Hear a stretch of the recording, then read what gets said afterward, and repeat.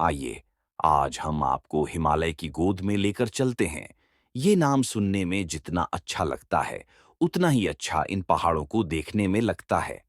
एक अपनापन सा लगता है, जैसे ये पहाड़ अपने आप में कुछ कहते हैं। हिमालय, एक ऐसा नाम जो सिर्फ पर्वतों का समूह नहीं, बल्कि रहस्य, अध्यात्म, शक्ति और शांति का प्रतीक है।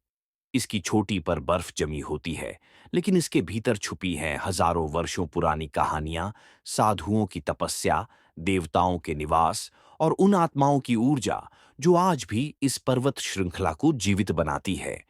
हिमालय का जन्म करोड़ों वर्षों पहले हुआ था, जब टेथिस सागर के दो महाद्वीपीय टुकड़े टकराए। लेकिन पुराणों के अनुसार यह कोई सामान्य पर्वत नहीं, बल्कि स्वयं हिमवान राजा का रूप है, जिनकी पुत्री थी पार्वती, जो बाद में बनी भगवान शिव की अर्धांगिनी। यह पर्वत देवों और आर्षियों का निवास रहा है। मान्यता है कि भगवान शिव ने कैलाश पर्वत पर समाधि लगाई थी और वहीं से संपूर्ण ब्रह्मांड की ऊर्जा प्रवाहित होती है। हिमालय की गुफाओं में आज भी साधु वर्षों तक ध्यान लगाते हैं। कहते हैं कि कुछ तो सैकड़ों सालों से वहीं बैठे हैं, जो न बोलते हैं न हिलते हैं। वे केवल ऊर्जा से जुड़े हैं।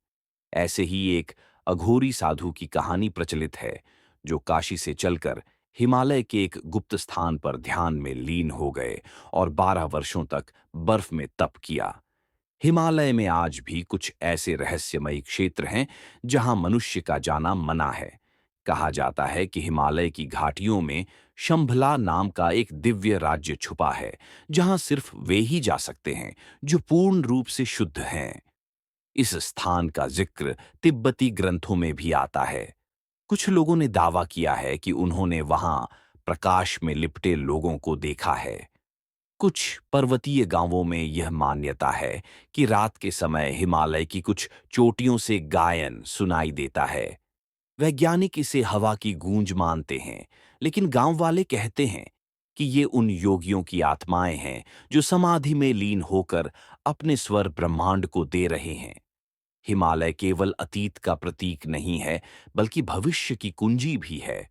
आधुनिक वैज्ञानिक मानते हैं कि यहाँ की गुफाओं में कुछ ऐसे पौधे और खनिज हैं जिनसे असाधारण ऊर्जा और औषधि शक्ति प्राप्त की जा सकती है।